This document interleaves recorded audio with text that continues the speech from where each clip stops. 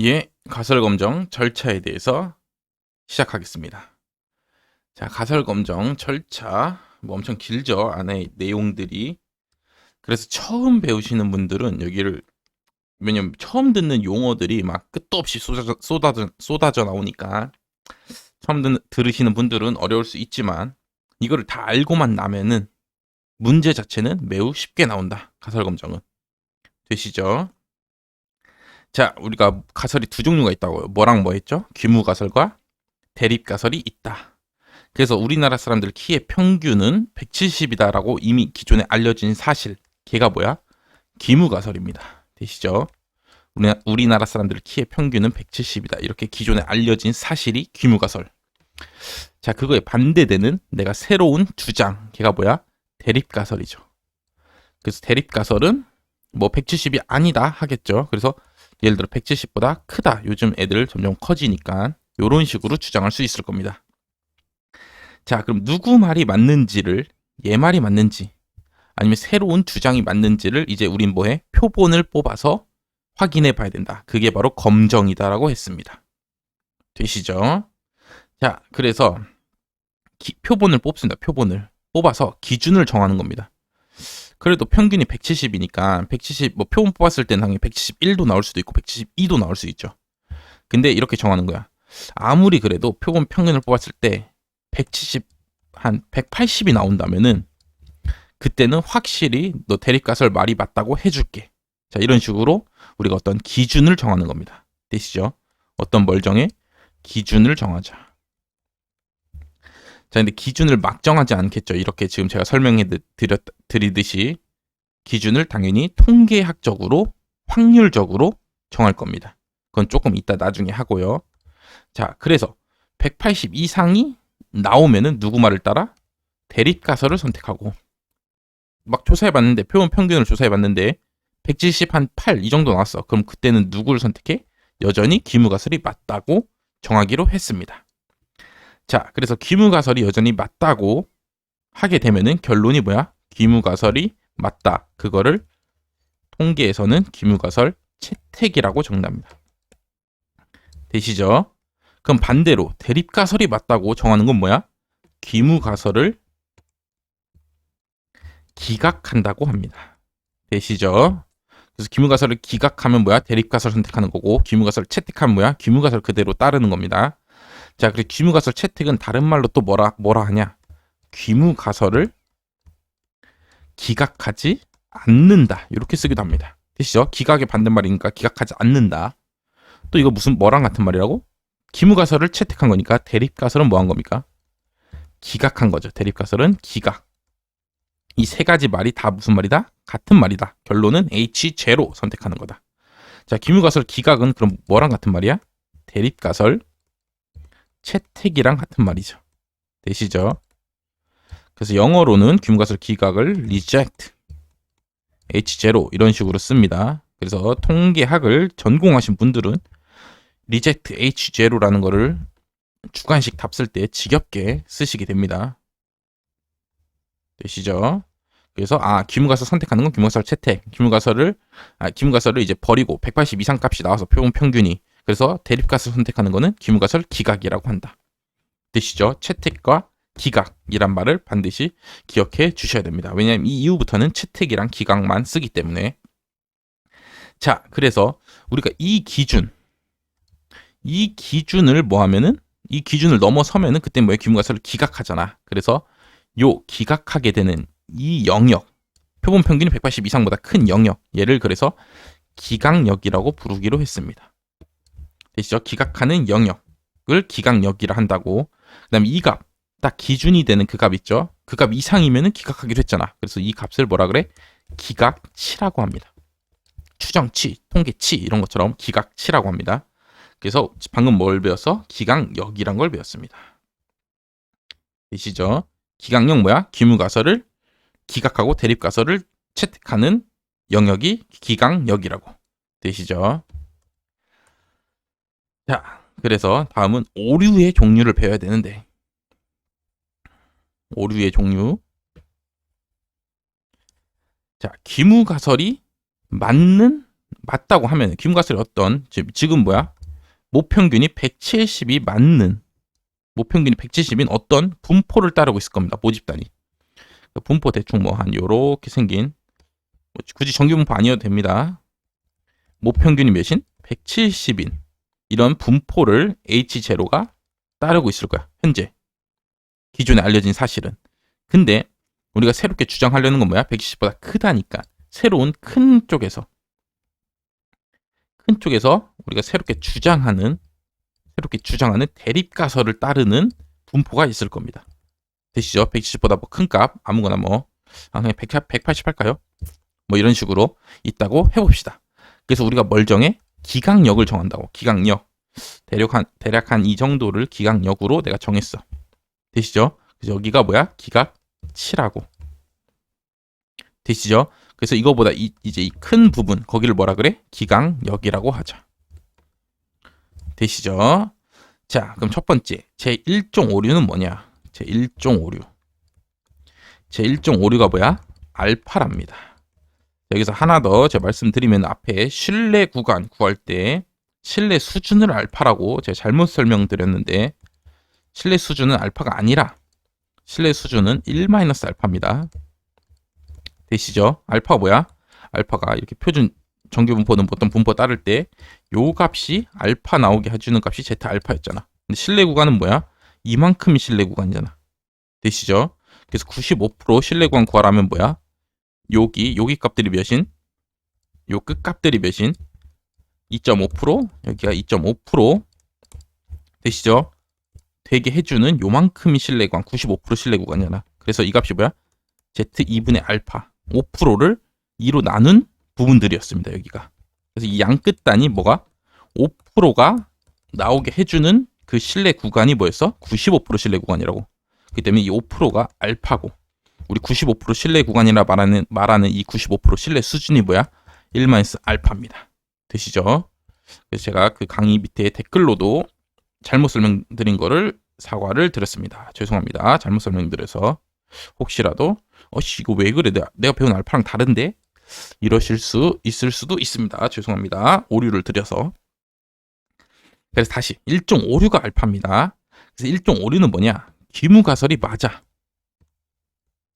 자, 기무가설이 맞습니다. 기무가설이 참이야. 기무가설을 채택해야 돼. 원래는 기무가설이 현재 모집단에서 맞는 사실이기 때문에. 그런데도 이 기강력 표본을 조사했더니 기강력 값이 나와서 기강력에 속하는 값이 나와서 기무가설을 뭐 하게 돼? 기각하게 되는 오류를 제1종 오류라고 합니다. 되시죠? 기무가설이 원래 맞는 말인데 원래는 이 분포를 따르는 게 맞는데 우리가 표본을 조사해 봤더니 기강력에 속해서 기무가설을 기각해버리는 오류를 제1종 오류라고 합니다. 그럼 제1종 오류는 뭐야? 이 분포가 원래 지금 무슨 말이라고? 원래 맞다고. 그래서 이 분포를 선택해야 돼. 근데 기강력이 나와버려. 기강력이 나와버리면 기무가설 기각하겠죠. 그럼 기강력이 나올 확률. 이게 이 빨간색 이 분포가 맞을 때 기강력을 선택하게 되는 확률. 그럼 요만큼이죠. 되시죠? 이 분포가 맞는데 이 기각치보다 큰 영역을 선택하게 되는 확률. 요 영역을 제1종 오류라 해서 알파라고 쓴답니다. 되시죠? 자, 그럼 이거의 반대말 제2종 오류도 있습니다. 정확히 반대는 아니죠. 1-알파가 아니라 얘는 뭐라 써? 베타라고 쓰기 때문에. 얘는 뭐야? 반대로 대립가설이 원래 맞는데 우리가 표본을 뽑아서 조사해 봤더니 기강력에 속하지가 않는 겁니다. 그럼 기강력이 안 속하니까 뭘 선택해? 기무가설을 그대로 채택하겠죠. 그래서 대립가설이 원래는 모집단에서 맞는 말인데 이제 진짜로 애들이 170 이상이 돼버렸어요. 사람들이. 되시죠? 근데도 표본을 뽑아서 조사한 결과 기강력에 속하지 않아서 기무가설을 그대로 여전히 채택하고 있는 오류를 제2종 오류라고 한답니다. 그럼 제2종 오류는 뭐야? 원래는 이 보라색 새롭게 우리가 주장하는 이 새로운 사실이 원래는 맞는 분포야. 근데 표본을 뽑아서 조사해본 결과 기강력이 어때? 안 속해. 이쪽에 속해버려. 이쪽 값이 나와버린 거야. 표본 뽑아서 조사했더니. 그래서 발생하는 오류다. 그래서 이 보라색이 맞는데 기강력이 안 나올, 기강력 쪽 반대가 나올 확률. 그래서 요만큼이 뭐야? 이만큼이 베타랍니다. 되시죠? 그래서 우리가 어떤 이 가설 검정을 하다 보면 두 가지 오류가 나오는데 1종 오류랑 2종 오류가 있다. 그래서 1종 오류의 뜻 기무가설이 참인데 기무가설 기각하는 거. 2종 오류 뭐야? 대립가설이 참인데 기무가설 채택하는 거. 이게 오류다. 되시죠? 자, 그래서 1종 오류. 오류니까 어떨수록 좋습니까? 이게 작을수록 좋죠. 오류가 없을수록 좋은 거 아니야. 검정이라는 게. 그렇죠. 오류가 있으면 안 되잖아. 그렇기 때문에 우리가 두 오류를 동시에 줄이고 싶어. 알파도 줄이고 베타도 줄이고 싶어. 근데 그럴 수 있다 없다? 없습니다. 왜냐면 기각치를 요로 옮겨. 되시죠? 그럼 알파는 뭐해? 요만해지니까 줄어들죠. 알파는 더. 근데 대신에 베타가 어떻게 돼? 이만했는데 원래는 이렇게 더 어떻게 됩니까? 늘어나게 되잖아. 그렇기 때문에 알파랑 베타를 동시에 줄일 수 없다. 되시죠? 그렇기 때문에 어느 하나는 포기할 수밖에 없는 거야. 되시죠? 그럼 알파가 중요할까요? 베타가 중요할까요? 1종 오류 발생하는 게 문제일까요? 아니면 2종 오류 발생하는 게 문제일까요? 그래서 과학계에서는 1종 오류 발생하는 게 더 문제더라. 왜냐면 기무가설이 원래 맞잖아. 원래 기존에 알려진 사실이 원래 맞다고. 근데 그걸 기각해버리면 어떡합니까? 우리가 새로운 방법을 써야 되지 않습니까? 근데 원래 기존의 사실이 맞고 기존의 사실대로 지금까지 수많은 과학이 발전해왔어. 되시죠? 수많은 과학이 기무가설이 맞는 상태로 잘 발전해왔어. 근데 갑자기 기무가설을 기각해버리면 새로운 걸 갑자기 써야 되는데, 근데 원래 기존 게 원래 맞고 기존에 만들어놨던 뭐 전자제품 뭐 이런 것들이 다 맞게 잘 돌아가고 있는데, 근데 새로운 사실을 갑자기 틀린 새로운 사실을 써야 되니까 이게 더 문제다.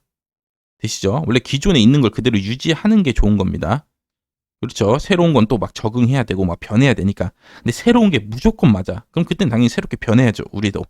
근데 지금은 기존 게 원래 맞다고. 맞는데도 그걸 기각해버리는 게 훨씬 더 큰 문제다. 되시죠? 그렇기 때문에 알파를 우리는 뭐예요? 이제부터 고정하기로 합니다. 1종 오류가 발생할 확률을 우리는 뭐 하기로 해? 고정하기로 한 겁니다. 그래서 1종 오류는 적어도 요만큼만, 한 몇 %까지만 발생할 때만 우리가 받아들일 수 있다. 되시죠? 1종 오류가 발생할 확률이 있는데 그 확률이 몇 %까지만, 고정한 그 값까지만 우리가 받아들일 수 있게 정하는데, 그 정한 값을 뭐라 그래? 유의 수준이라고 합니다. 되시죠? 1종 오류에 대한 허용 한계. 그래서 뭐야? 1종 오류는 뭐야? 기무가설이 참일 때 기무가설을 기각하게 되는 그 기각력에 속할 확률인데. 되시죠? 자, 이런 기무가설이 맞는 분포가 있습니다. 170인. 그럴 때 어떤 기각치보다 이 클 확률이, 이게 알파인데 1종 오류가 나올 확률인데, 이 1종 오류가 나올 확률을 뭐 하기로 해? 정하기로 합니다. 최대 몇 가지만 정하기로 한다. 그게 뭐야? 그걸 유의 수준이라고 한답니다. 그래서 유의 수준을 알파라고 쓰기도 합니다. 되시죠? 알파의 최대값, 그게 유의 수준입니다. 그래서 유의 수준을 보통 몇 프로로 하냐? 5% 또는 뭐 과학계면 1% 뭐 이런 식으로 우리가 정하기로 한다. 그래서 기무가설이 원래 참인데 여기 우리가 유의 수준을 뭘로 정해? 5%로 정해서 정말 이 170이 맞다는 가정하에서 이 5%에 속하는 어떤 값이 튀어나와. 되시죠? 이 5%에 속한 어떤 값이 튀어나와. 그때는 1종 오류가 발생할 확률이 5%밖에 안 되기 때문에 정말 낮은 값으로 나오는 경우이기 때문에 그때는 우리가 뭘로 해? 대립가설을 선택하기로 한다. 되시죠? 우리가 유의 수준을 정해. 유의 수준 5%. 자, 유의 수준의 뜻은 뭐야? 기무가설이 맞는 상황에서 기각력이 나올 확률이라고. 기각력이 나올 확률. 그러니까 정말 대립가설 쪽이 맞게 나올 확률이라고. 그 확률을 몇 프로로 정해? 5%로 정한다고. 기무가설이 맞으면은 95%의 값은 다 여기서 뭐해? 나오겠죠. 그런데 만약에 대립가설 쪽이 더 맞다. 기무가설이 맞다고 우리가 가정했는데도 대립가설이 만약 맞아. 다시 H0가 현재 H0가 맞다고 치자. 되시죠? 오케이, 기무가설 너 맞다고 쳐줄게. 그런데도 우리가 표본을 조사했는데 그 표본이 나올 확률이 기무가설이 맞은 상황에서도 나올 확률이 한 2%밖에 안 돼. 정말 희박하게 나오는 거죠. 되시죠? 그럼 그때는 기문가설이 맞는 게 아니라 대립가설이 맞다. 대립가설이 맞는 거다라고 주장하기로 한 겁니다. 이게 가설 검정이다. 되실까요? 다시 아예 처음부터 아예 가설 검정 절차에 대해서 처음부터 이제 설명을 드리면, 왜냐면 1종 오류가 뭔지도 2종 오류가 뭔지도 유의수준이 뭔지도 대충은 우리가 알았으니까 그냥 설명을 드리겠습니다. 그러면은 한 번에 이해가 되실 것 같습니다. 자, 기문가설이 맞다는 가정을 했어. 왜냐면 기문가설 기존에 알려진 사실이니까 기존에 이렇게 잘 맞고 있었어, 기문가설이. 되시죠? 오케이. 그럼 난 이제 새로운 연구하는, 이제 대립가설을 연구하는 사람입니다. 대립가설이 맞다고 주장하는 사람입니다. 오케이. 기문가설 너 맞다고 쳐줄게. 되시죠? 맞다고 쳐줄게.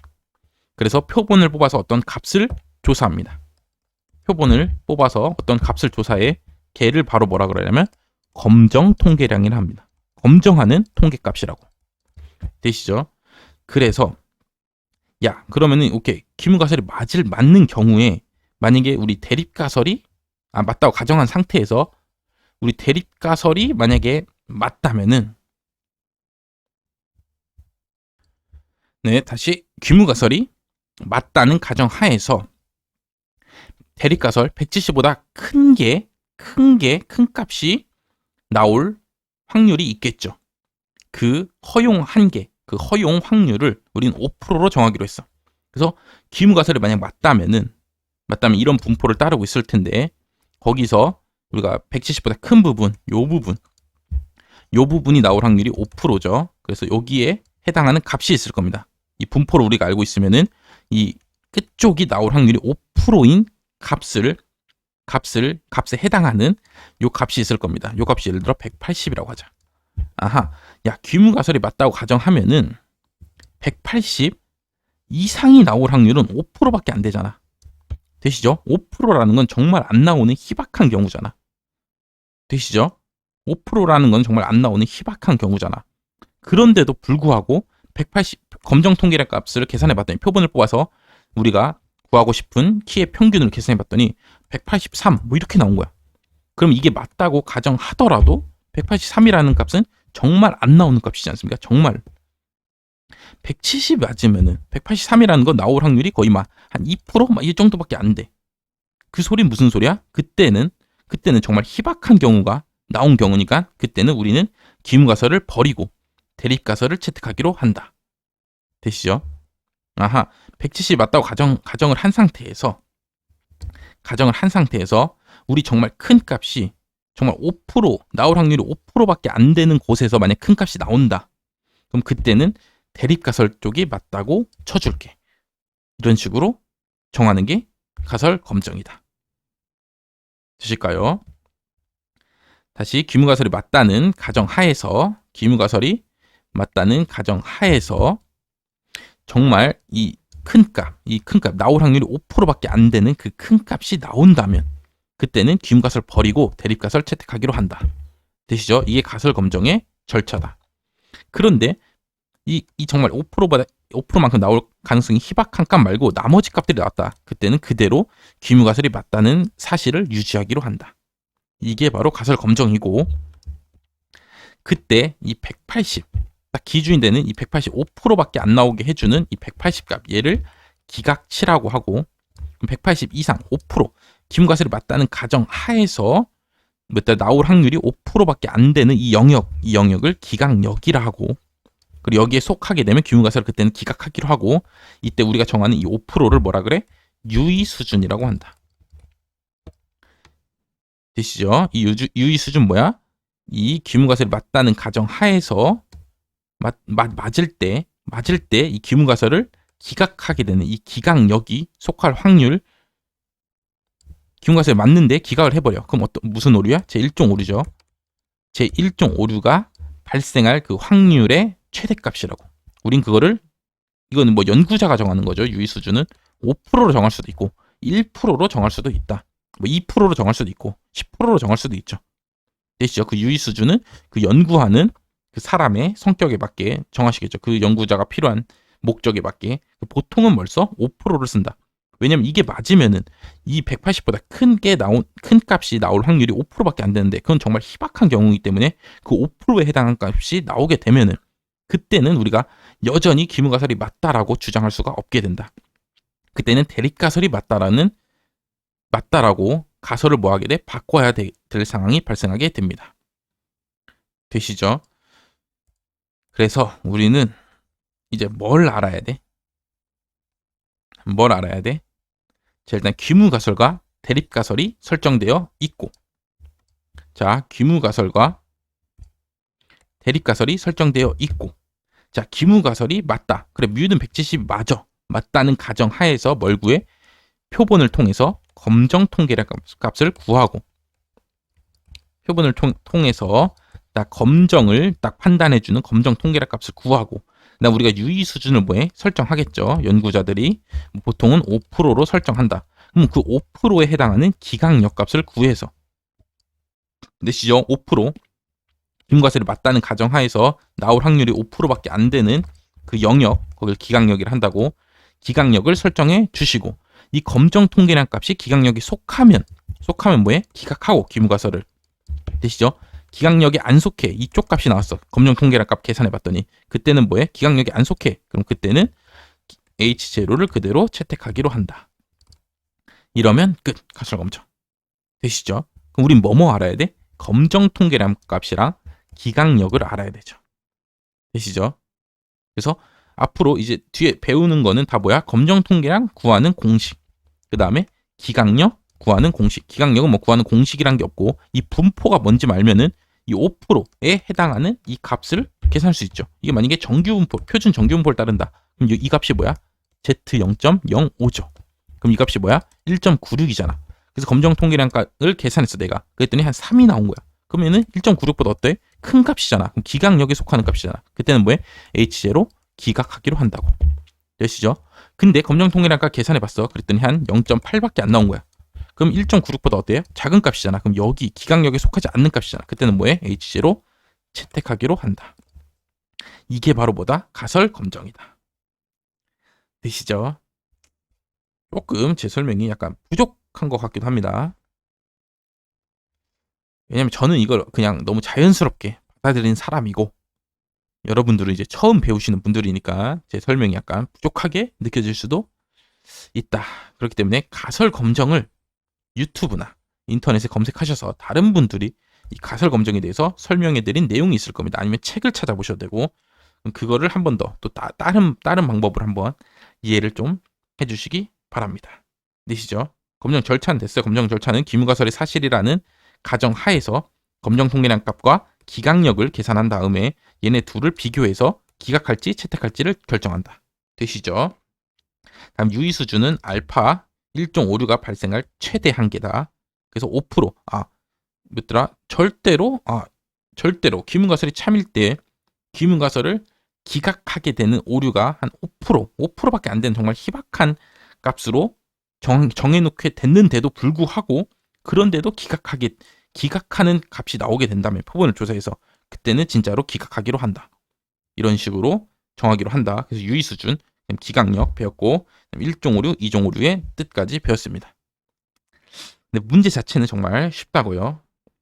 되시죠? 총 몇 문제 나왔어? 9문제. 정말 골고루 나옵니다. 이때 나오고 또 요때 나오고. 되시죠? 언제 갑자기 튀어나올지 모른다. 요 부분은. 그때 문제는 주로 뭐야? 이 오류에 대해서 보통 물어봅니다. 여기 단원에서는. 왜냐면 뒤에 있는 이 검정 절차는 이 뒤에 3단원 모평균 검정부터 해갖고 쭉 지겹게 검정을 할 거기 때문에 요 단원은, 요 2단원 가설 검정 절차 단원에서는 1종 오류와 2종 오류를 묻는 문제가 많이 나온다. 그래서 1종 오류는 뭐야? 대립가설이 참일 때 기무가설을 기각하는 그 기각력이 속하는 확률이 1종 오류고, 2종 오류는 뭐야? 대립가설이 참일 때 기무가설을 채택하니까 기각력 반대가 속할 확률이 2종 오류다. 되시죠? 문제 빠르게 한 2문제만 일단 한번 풀어보겠습니다. 그래서 문제를 좀 풀고 나면은 이해가 되실 겁니다. 1번 x1부터 xn이 정규 분포에서 나온 놈이랍니다. x1부터 xn이 어디서 나왔어? 정규 분포, 평균이 뮤고 표준 편차가 1인 정규 분포에서 나온 놈들이다. 그럴 때 우리가 가설을 정하는데 귀무가설은 뭐야? 평균은 100이다. 그에 반대되는 대립가설은 뭐야? 평균은 105다라는 이 두 가설을 검정하기로 했답니다. 되시죠? 그래서 검정 통계량으로 표본 평균을 쓰기로 했답니다. 되시죠? 그 다음에 기강력을 뭘로 정했어? 만약에 표본 평균이 104보다 큰 값이 나온다면 그때는 뭘 선택해? H1을 선택하고 대립가설을 선택하고, 만약 104보다 작은 값이 나오면 그때 뭐해? 귀무가설을 선택하기로 우리가 기강력을 결정했답니다. 되시죠? 이런 식으로 정했습니다. 그때 일종 오류를 범할 확률은, 일종 오류가 발생할 확률은 무엇인가? 되시죠? 자, 일종 오류는 뭡니까? 일종 오류는 뭐야? 귀무가설이 참인데, 자, 귀무가설이 참인 상황에서 뭐 하는 거야? 귀무가설을 기각하는 게 일종 오류죠. 되시죠? 어떻게 보면 조건부 확률로 쓸 수가 있습니다. 귀무가설이 참인 그런 상황 중에서 귀무가설을 기각해버리는 게 일종 오류다. 그럼 어떻게 쓰면 돼? 얘를 다시 쓰면은 P, 귀무가설이 뭐야? 참이야 되잖아. 그러면은 뮤는 100, 뮤는 105 중에 뭐가 참이야? 뮤는 100이 참이다. 되시죠? 이게 참인 상황에서, 근데 뭐해? 귀무가설을 기각하잖아. 그럼 이 표본 평균이 어디가 나와야 됩니까? 기각력이 나올 확률이죠. 기각력이, 표본 평균이 뭐가 나와? 기각력이 나오게 되면 귀무가설을 뭐해? 기각해버리니까. 그래서 일종 오류가 발생할 확률은 이렇게 조건부 확률로 쓰기도 하는데, 조건부 확률로 씁니다. 조건부 확률로 쓰는데 분모에는 뭐가 들어가? 귀무가설 참인 상황에서. 분자에는 뭐가 들어가? 귀무가설 기각해버릴 확률을 구하면 된다. 그래서 귀무가설 참인 상황은 뭐야? 뮤는 100인 상황에서 귀무가설을 기각해버리는 건 뭐야? 기각력이, 우리가 구한 표본 평균이 기각력에 속할 그 확률값을 구해주면 된다. 정답 몇 번? 3번이죠. 되시죠? 이 일종 오류를 이런 식으로 조건부 확률로 쓸 수 있어야 됩니다. 그래서 이거 지금 방금 풀어봤으니까 이제 뭐 이 뒤는 뭐 쭉쭉쭉 똑같이 이런 문제가 나오면 풀 수 있겠죠. 되시죠? 일종 오류는 뭐다? 귀무가설이 참인데 귀무가설을 기각하는 오류. 그게 발생할 확률은 조건부 확률로 쓰는데, 귀무가설이 참인 상황에서 귀무가설을 기각할 확률을 구해주면 된다. 되시죠? 그래서 이렇게 써준다. 되셔야 됩니다. 다음 2번. 또 뭐 구해야 합니까? 결론 뭐 구해? 문제가 일종 오류를 범할 확률은. 오케이. X는 뭐야? 시행횟수가 6이고 성공 확률이 P인 이항분포를 따른답니다. X가 이항분포 따르는데 몇 번에? 6번 하고 그때마다 성공 확률이 뭐야? P인 이항분포를 따른다. 자, 그 성공 확률 P에 대해서 두 가지 가설이 있답니다. 첫 번째, P는 0.5야. P는 2분의 1이야. 이런 귀무가설이 있고, 반대 대립가설은 뭐야? 아니야, 내가 생각해보니까 0.5보다 2분의 1보다는 어때? P가 작을 것 같아. 이런 식으로 이런 식으로 주장하는 놈들이 있겠죠. 되시죠? 그럼 진짜로 우리가 표본을 뽑아서 실험을 해서 뭘 구해? X 성공 횟수를 한번 구해보자. 진짜 6번이니까 6번 해봐서 성공 횟수를 한번 구해보자. 그랬을 때 만약 성공 횟수가 1보다 작게, 그럼 뭐야? X는 뭐야? 성공 횟수니까 X는 이항분포 따르니까 X는 뭐야? 이 실험을 했을 때, 시행을 했을 때 성공할 횟수죠. 성공할 횟수가 1보다 작다는 몇 번이야? 0번 아니면 뭐야? 1번이죠.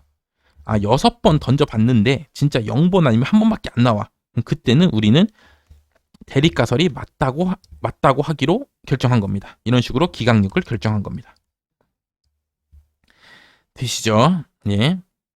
근데 이렇게 6번을 던져봤는데 성공을 2번 이상 해. 2번, 3번, 4번, 5번, 6번 해. 그때는 여전히 귀무가설이 맞다고 주장하기로 한다고. 되시죠? 자, 그런 상황에서 뭘 구해? 일종 오류를 범할 확률을 구해라. 되시죠? 그럼 일종 오류가 나올 확률은 뭔데? 귀무가설이 뭐한 경우? 참인데. 귀무가설이 뭐야? 맞아. 귀무가설이 맞아. 맞은 상황에서 귀무가설을 뭐 하는 거야? 기각할 확률이죠. 요거를 다시 풀었으면 무슨 말이야? 귀무가설이 맞아. 그러니까 P는 뭐야 지금? 1분의 2. 이게 맞아.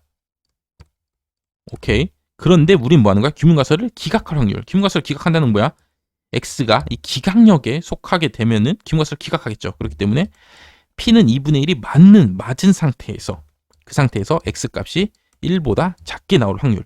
이게 바로 뭐야? 이게 바로 일종 오류가 발생할 확률이더라. 그래서 이거를 계산해 보라. 이런 문제입니다. 되시죠? 자, 그래서 우리가 P는 2분의 1일 때 X는 뭐야? 성공 횟수인데 그 횟수가 1보다 작게 나오는 거 몇 번? 0번이랑 한 번 나올 확률을 구해보면 되겠습니다. 아하, 뭐야? X가 이항분법 따르는데 X가 성공을 0번 하거나 또는 한 번 할 확률이 바로 뭐야? 일종 오류가 발생할 확률이라고. P는 2분의 1인 상황에서. 되시죠? 그럼 0번 나올 확률 뭐야? 6번 던지는데 그 중에서 0번만 성공해. 그럼 뭐야? 6시 0하고 그럼 P를 뭐해? 0승하고 P가 뭐야? 지금 2분의 1이죠? 0승하고 나머지 실패 확률 1 빼기 P니까 2분의 1이죠? 걔가 6승. 되시죠? 더하기 한 번만 성공하는 건 뭐야? 61 2분의 1 한 번 성공하고 나머지 2분의 1은 실패는 5번 해라. 이게 바로 뭡니까? 이항분포의 확률이죠. 이항분포 확률할 때 배우셨죠? 그럼 이 값을 뭐 하면 돼? 계산하면 되겠죠. 6시0은 어차피 1이니까 앞에 뭐밖에 안 남아? 2분의 1 6승만 남고 더하기 얘는 6이죠. 그 다음 얘가 합치면 뭐야? 2분의 1 6승이잖아. 아하, 6 곱하기 2분의 1 6승이 되겠죠. 그럼 얘는 뭐야? 7 곱하기 2분의 1에 6승이 되고 2의 6승이 몇입니까? 64잖아. 그래서 64분의 7이 된다. 정답 몇 번? 4번이 된다. 되시죠? 그러니까 우리는 뭘 할 수 있어야 돼? 일종 오류가 뭔지 일단 알아야 되고 일종 오류는 뭐야? 기무가설이 참인 상황에서 기무가설을 기각하게 되는 오류가 일종 오류고 그럼 그 일종 오류가 발생할 확률은 뭐야? 기무가설이 참인 상황에서 P는 2분의 1, 이 기무가설이 참인 이게 맞는 상황에서 그 상황에서 일종 오류를 기무가설을 기각해야 되니까 이 기각력이 발생할 확률 그게 바로 일종 오류가 발생할 확률이다. P는 2분의 1일 때 X가 1보다 작게 나올 확률. 이제 이후부터 뭡니까? 이항분포의 확률 구하듯이 풀면 되겠죠. 문제는. 되시죠? 그렇기 때문에 일종 오류의 의미를 우리가 명확히 잘 알고 있어야 된다. 되시겠죠? 잠깐만 쉬고 이어서 나머지 여기 문제들을 오류에 대한 문제들을 나머지 풀도록 하겠습니다.